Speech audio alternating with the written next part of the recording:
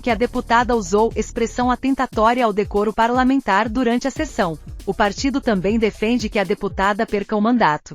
O colegiado ainda abriu processo contra o deputado Eduardo Bolsonaro, PLSP. Em abril, ele se desentendeu com o deputado Dionilson Marcon, PTRS, durante reunião da Comissão de Trabalho da Câmara dos Deputados. O colega de legenda José Medeiros, MT, também responderá por supostamente ter agredido o deputado Miguel Ângelo Filho, PTMG. Governistas. Deputados da base governista também são alvos dos primeiros processos abertos pelo Conselho de Ética neste ano. O deputado Márcio Gerri, PCdoBMA, por exemplo, é acusado de importunação sexual contra a deputada Júlia Zanata, PLSC. A legenda do ex-presidente Jair Bolsonaro também acusa a deputada Talíria Petroni, PSOL RJ, por ela ter acusado o deputado Ricardo Salles, PLSP, de fraudar mapas e ter relação com o garimpo e o comércio de madeira ilegal. A declaração aconteceu durante reunião da Comissão Parlamentar de Inquérito, CPI, que investiga o MST. Por último, o Conselho vai apurar a conduta da deputada Juliana Cardoso, PT São Paulo.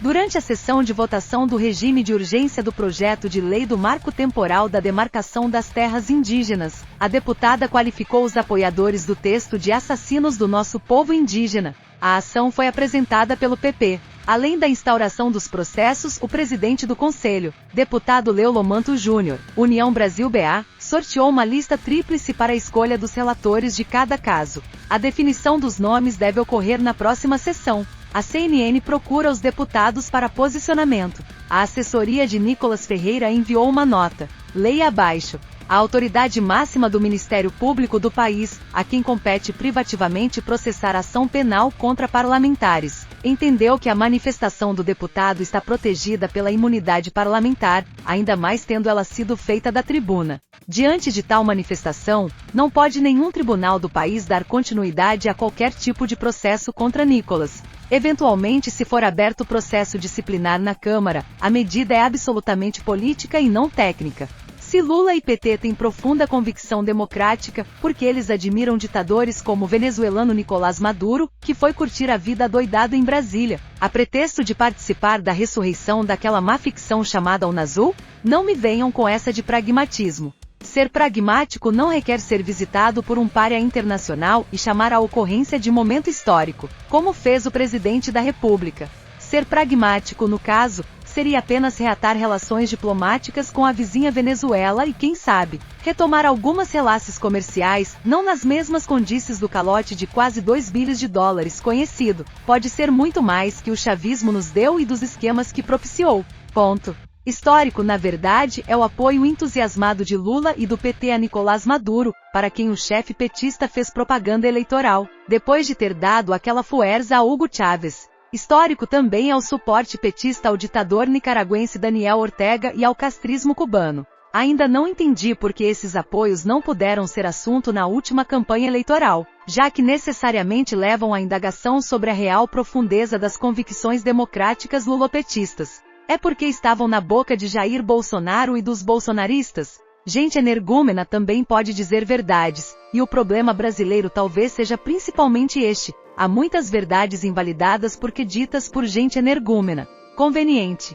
Lula, numa das falas mais reveladoras do que vai na sua alminha, disse ao companheiro Maduro, sem corar de vergonha, que o ditador e a Venezuela eram vítimas de narrativas de antidemocracia e de autoritarismo, e que Maduro precisava reagir com uma narrativa própria que mostrasse a verdade sobre o seu regime, ao que parece adorável, que era inexplicável que se impusesse 900 sanções contra a Venezuela somente pelo fato de não se gostar do país. Vamos ver, então, a narrativa dessa organização de extrema-direita que é a Anistia Internacional. Durante o discurso aos presidentes sul-americanos, no Palácio Itamaraty em Brasília nesta terça-feira, 35, o presidente Luiz Inácio Lula da Silva, PT, falou sobre propostas a serem levadas para discussão durante o encontro da cúpula. Entre elas, a criação de moeda única já defendida pelo petista, e o uso do Banco Nacional de Desenvolvimento Econômico e Social, BNDES.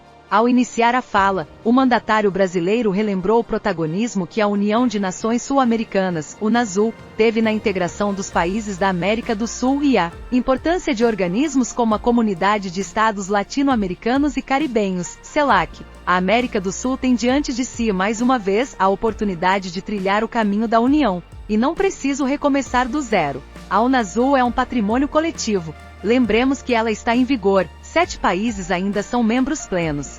É importante retomar seu processo de construção, mas ao fazê-lo, é essencial avaliar criticamente o que não funcionou e levar em conta transições, disse. Os deputados Eduardo Bolsonaro, Carla Zambelli, Nicolas Ferreira e outros 4 parlamentares tiveram processos abertos nesta terça-feira, 35, pelo Conselho de Ética da Câmara. A denúncia contra Carla Zambelli, primeira a ser analisada, foi feita pelo PSB. Ela é acusada de xingar o deputado Duarte, do PSB, durante audiência com o ministro da Justiça, Flávio Dino. No caso de Nicolas Ferreira, o deputado é acusado pelo PSOL, PDT, PT e PSB de proferir discurso transfóbico no plenário da Câmara. No dia 8 de março, Dia das Mulheres, ele usou uma peruca para se referir à ocupação de espaços femininos por mulheres transgênero. Eduardo Bolsonaro tem 13 processos em andamento no Conselho de Ética. No processo instaurado hoje, ele é acusado pelo PT de intimidar, xingar e ameaçar o deputado Marcon durante sessão da Comissão do Trabalho.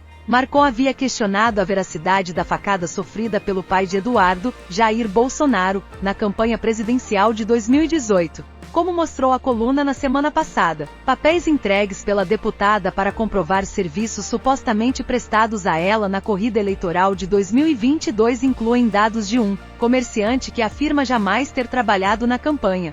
Além disso, a assinatura do comerciante que aparece entre os documentos foi flagrantemente falsificada. Confira mais abaixo.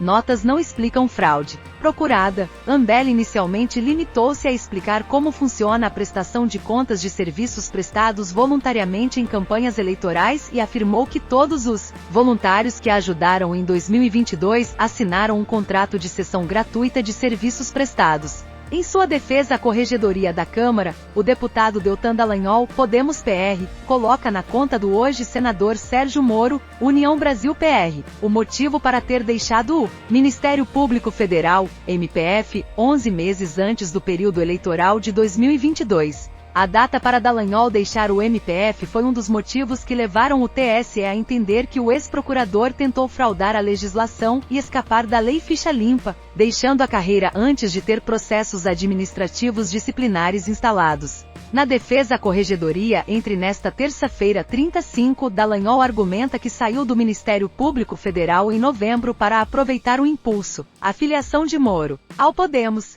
Na época, o ex-juiz ainda sonhava em concorrer à presidência da República. Fez bem porque não se ignora um país vizinho com o qual se tem mais de 2.000 quilômetros de fronteiras, e com ele se compartilha a região amazônica. Porque a Venezuela é dona das maiores reservas de